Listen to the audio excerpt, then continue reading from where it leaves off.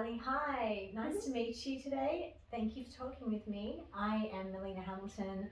I design experiences and I have a passion for wellness, so I'd love to kind of pick your brain and find out more about yourself and Mirosuna. Yeah, absolutely. Happy to do this for you. Wonderful. So my first question, if you're looking back, what was it that first sparked your interest in wellness?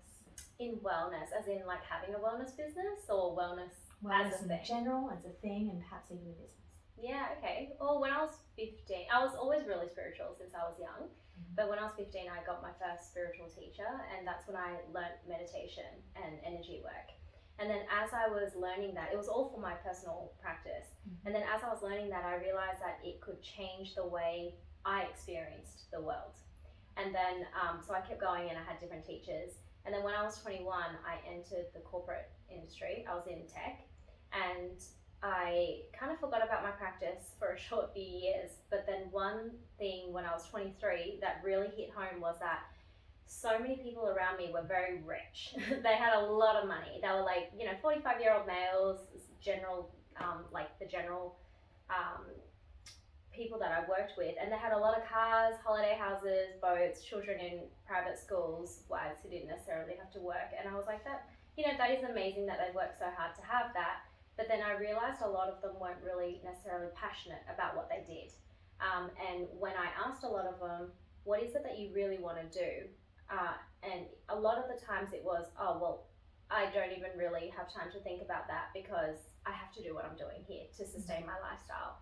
So what I kind of realized was that if I kept going on that trajectory, I would be very sore physically because I was in heels all the time, and I was only early 20s, but I was having all this pain in my body already. I found out I had an ovarian cyst, I had endometriosis, I had to have surgery, I had 12 fibroadenomas in my chest, and all of these things were very stress induced because it's your hormone imbalance. So I just didn't want to live a life where I was going to get to that 40-something year old stage and be maybe highly successful climbing that corporate ladder, but at the expense of my health, my passion, and my happiness. And so that really sparked the idea in me to pursue happiness instead of emptiness.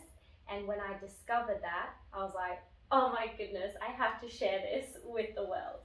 And that's how Mirasuna came to life.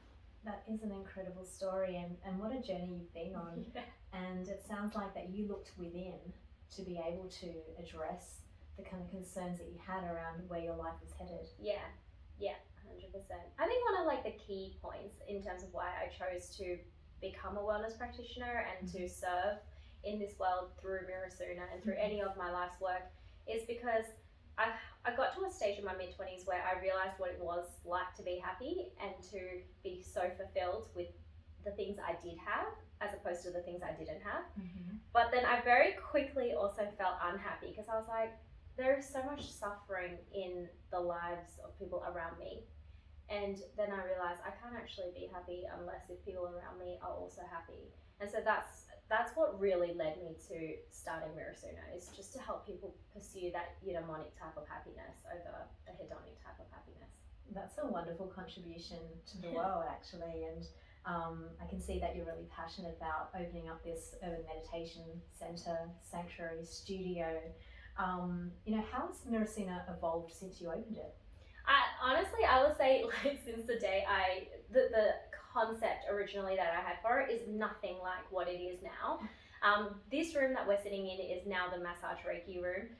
This was actually meant to be the classroom. Back before COVID had the 5 square meter rule, social distancing thing. That main room there, which is 80 square meters, was supposed to be a mindful massage room, but we've completely swapped the two around, and I think it goes to show that your business and your ideas are always morphing to the needs of society and to your clients. So yeah, I would just say things look very different now compared to what I envisaged, but it's more or less still delivering the outcome. Well, it is still delivering the outcome I want, just more or less in a different way. Yeah. Absolutely. It sounds very adaptable to the kind of macro forces that kind of come into play, especially with COVID over the last few years. Looking at the design of the space, what intrigues you in general around the design of wellness spaces? I would say that one thing that really intrigues me is that fine balance between luxe and comfort versus groundedness and welcoming, like that welcoming vibe.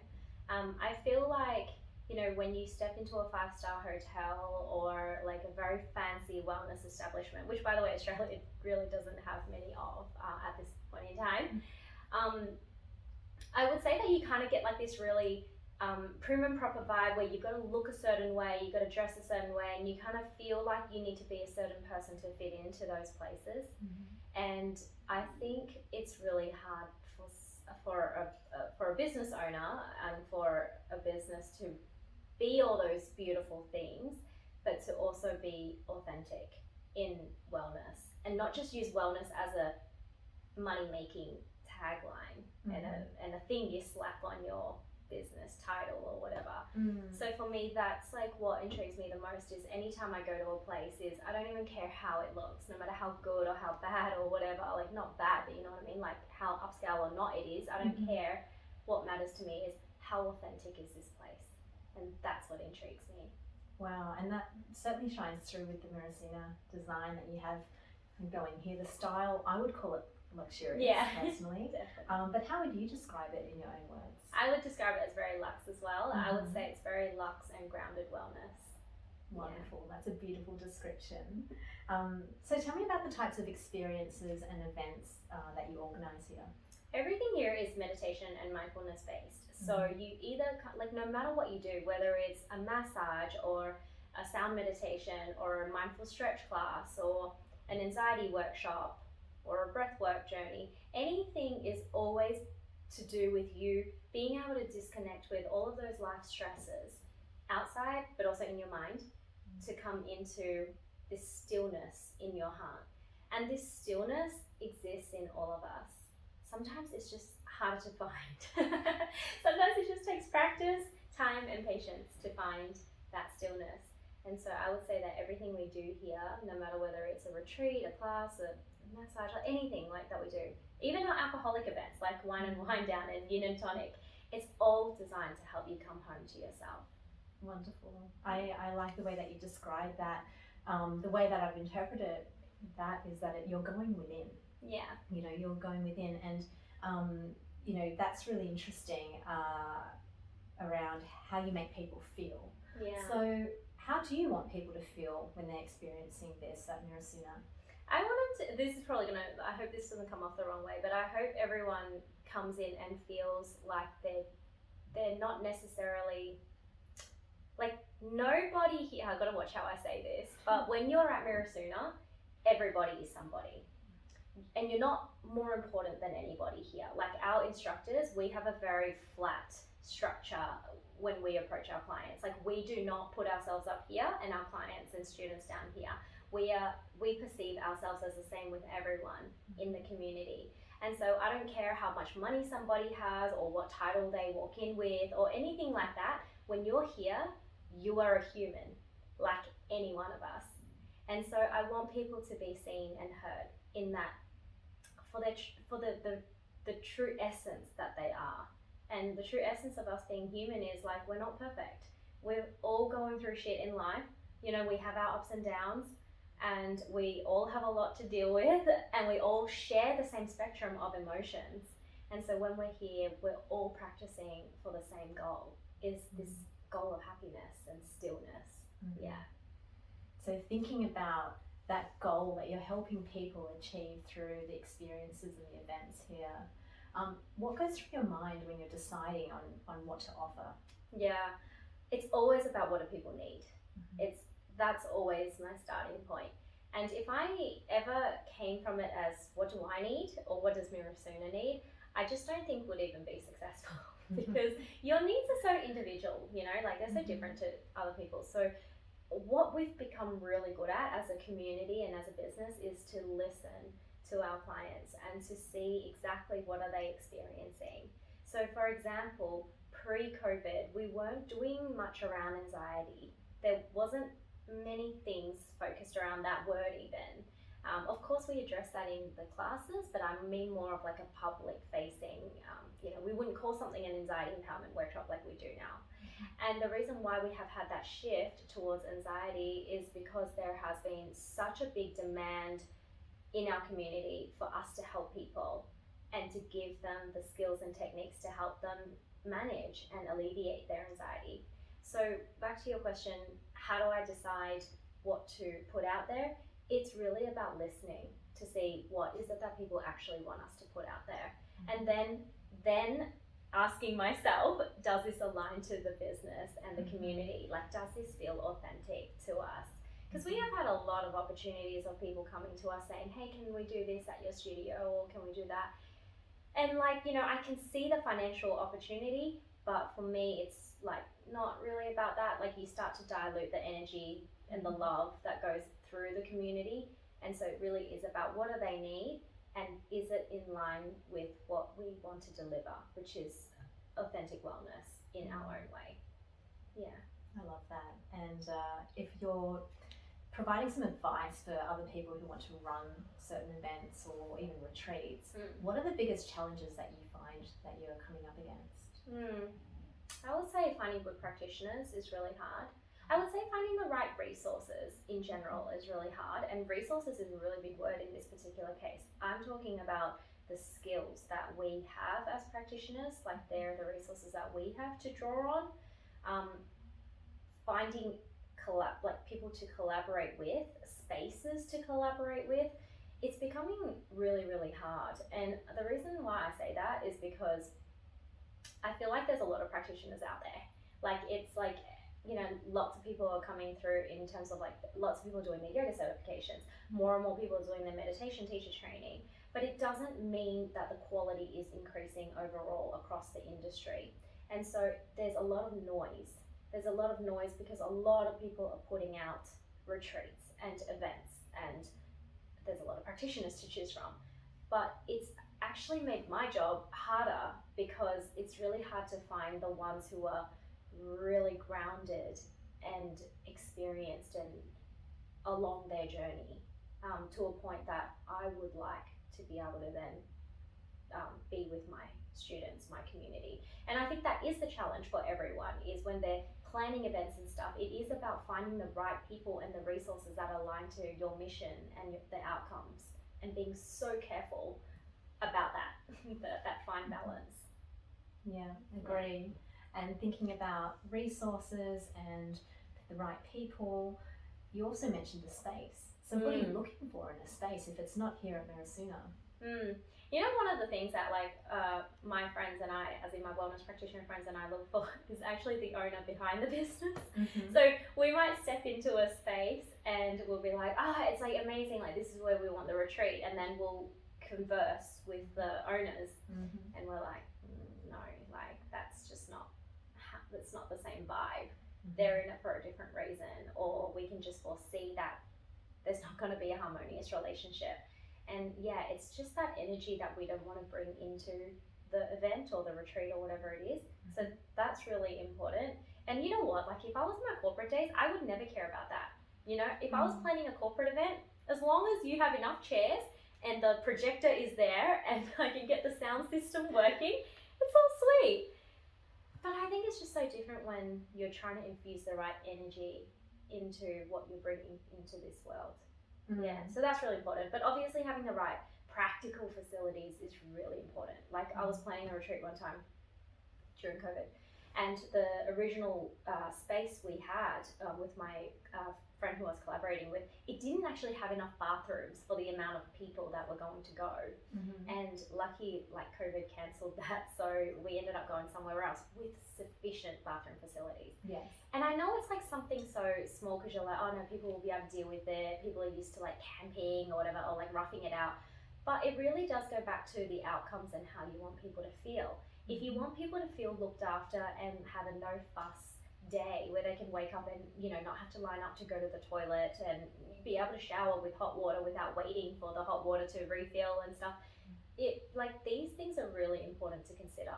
Yeah Really good tips there and advice, and it sounds like there is a functional side of kind of the requirements of what you need for a certain space, but you're looking for aligned intentions, that right energy, that you're both in a way partnering with the owner of that space for the right reasons. Yeah, maybe it's us being a bit picky, but that's just that's just how I operate. I'll call it discerning. Yeah, discerning. I do have a question around, whether it's this space or other spaces, you're creating this environment, you're creating the energy that people want to be there, they want to be present, they feel safe to open up, they feel safe to go within. What are the things that you think make guests dwell before and after or during these events?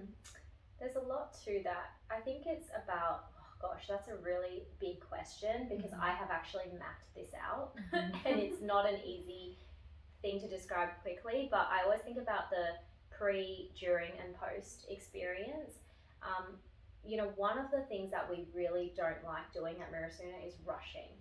We don't like to be rushed. Like, as practitioners, we don't want to rush the grounding process before people enter the doors, and when people come in, we don't want them to be rushed, which is why we've got a pretty strict policy that people have to be here 5 to 10 minutes beforehand. And that's actually not because we're being it's not like we're being uptight or anything, it's actually because we don't want them to be rush, can't find a parking spot, and it's the time of the class, I've got to start, I've got to lay down and enter this grounding part of the meditation when their brain is somewhere else, So we actually mindfully ask people to come earlier so that they can enjoy some tea and have some mindful conversations, meet new people, like-minded people, and then flow into the class, because we're starting to work their brain waves into a lower and lower state. So we do consider all of that in their journey. And then, people staying back or not, it's a lot to do with how comfortable they are with being here with each other. Some people obviously just have to run off to get their kids or whatever, and that's totally fine, so I'm not talking about those people. But for people who have the option to stay or go, a lot of them do stay, because the teachers demonstrate that they do care about what is happening. We like to do post briefings with our massage or Reiki or one-on-one clients. We don't want to be like, massage is done, put on your clothes, sayonara. It's not that type of place. This is not a transaction. And I think if I could just distill my answer into something very short, is that no interaction here is a transaction. And if we approach everything like it's not a transaction, then naturally we see people staying, enjoying, talking, mingling. I love that summary. Thank you for sharing that. Those are words of wisdom. Anything else that you'd like to share? I'm out of questions today, so anything that I haven't covered that you think would be really useful advice about designing these spaces and these experiences? Gosh, I'm just thinking about when I designed this space. I would just say, from a design point of view, a structural design point of view, really just try and be as flexible as you can. Make the spaces as versatile as possible. And that's probably one of the biggest lessons I learned in building, because this was actually an empty warehouse, an empty office, and there were no walls, no partition, no anything. And lucky I made the space just empty in there, it's just got curtains. That's the only structural thing in that main room. So therefore, it's very versatile. We can do many different things with it.